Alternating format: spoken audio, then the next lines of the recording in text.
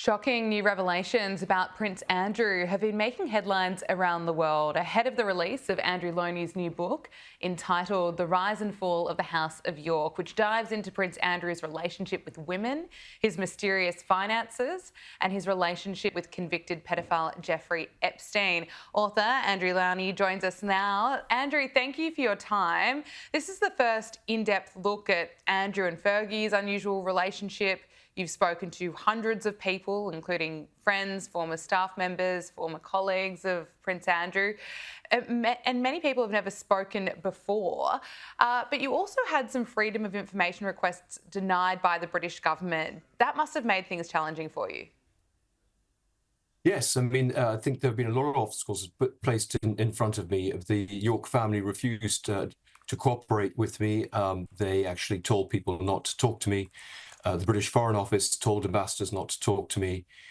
And we found, as I say, with my research, that literally hundreds of FOI requests for the papers relating to Andrew's time as a special trade envoy between 2001 and 2011, when he was paid for by the taxpayer, are still closed. And these papers should actually be within the National Archives anyway. So yes, and there's been some pushback from establishment figures here in Britain against the book. But I stand by it. It's 4 years research, as you say, several hundred people who've never spoken before talking. And I think they're talking, these senior diplomats and, for example, naval officers, because they were shocked by the brazenness of the way this couple have leveraged their royal position in order for their own personal financial gain.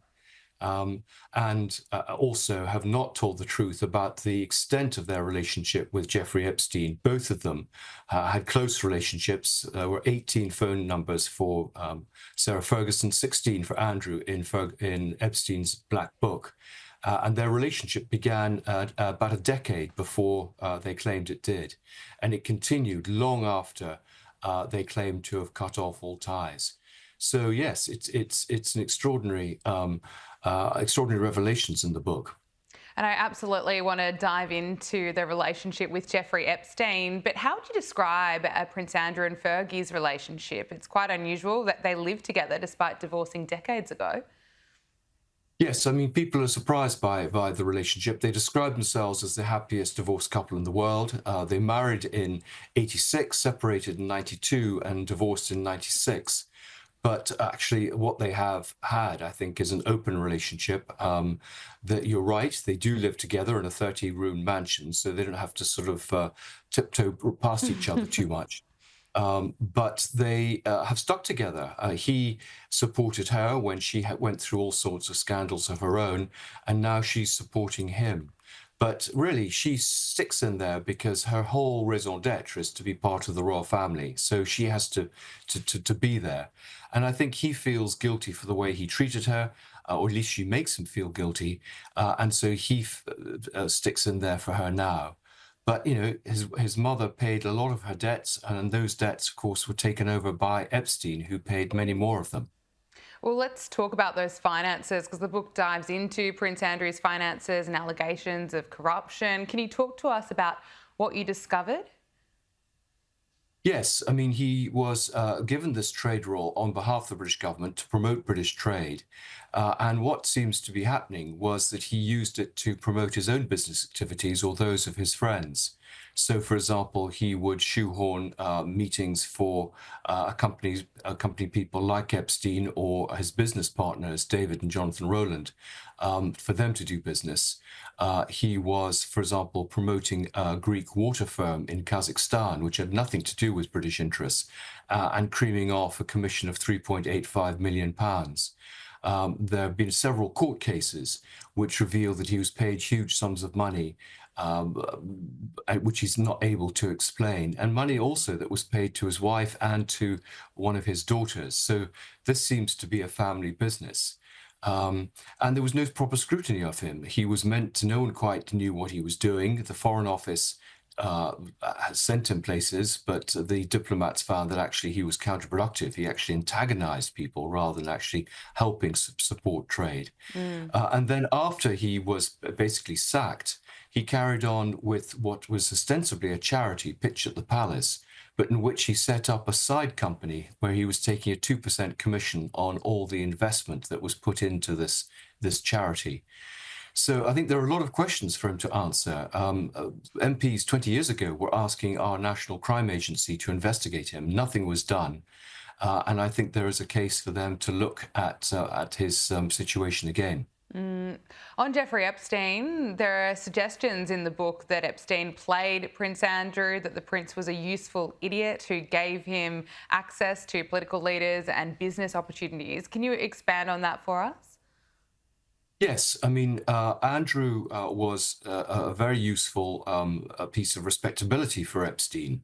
He gave him status and he gave him quite useful contacts, clearly through his role as a trade envoy. And he entertained Epstein, for example, at Sandringham, at Balmoral, at Windsor Castle, Buckingham Palace. I mean, there's a big party where he invited Epstein and Harvey Weinstein as well. And for Andrew, Epstein provided, again, some useful contacts, someone who was busy paying off debts for the couple, and of course, who also provided women for Andrew. We have the famous case of Virginia Giuffre, but there were other women who were supplied to Andrew. And the book also details other relationships that Prince Andrew had with women. There are suggestions that Prince Andrew put himself in compromising situations. You know, his reputation couldn't get much worse, but how damaging do you think some of these details that you've written about will actually be to him? I think very damaging, and very damaging to the family and indeed to the monarchy, because the monarchy was aware of what was going on and in fact, I would argue, colluded with him. His mother protected him, the Queen. He was, when there were complaints from Buckingham Palace, to Buckingham Palace from diplomats, they were ignored. She sort of entertained a lot of these dictators from Central Asia that he was doing business with, who were despots, I mean, who didn't believe in human rights. So I think, you know, it is damaging, and it shows that there's not sufficient transparency about royal finances and actually about royal activity, full stop. I mean, we're prepared to support our royal family, but not if they're on the take for themselves. So I think they need to look very carefully, cut him loose, but also look very carefully at, for example, how they shape the narrative, because what was clear is they were trying to shut down this story. There's a famous episode with a journalist from ABC television in the States who had the Jeffrey and Andrew story years ago, and the palace threatened to cut off all contact with ABC, not allow them any interviews if they pursued this investigation. And you know, that can't be right. You know, nobody is above the law, including the members of the royal family. There are also bullying claims against Prince Andrew and also Meghan Markle. I have to ask you about her. What did you discover about Meghan? Well, I mean, Meghan isn't really part of the book, but certainly there is an episode where Andrew got into a fight with Harry, saying that Meghan was not a suitable bride. This was in 2017.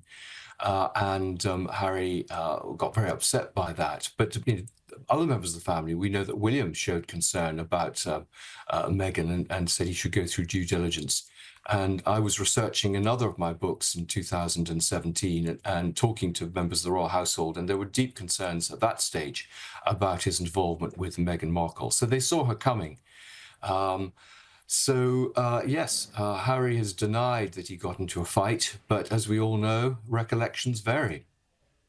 Andrew Lownie, author of the new book entitled The Rise and Fall of the House of York. Thank you so much for your time. We really appreciate it. Pleasure.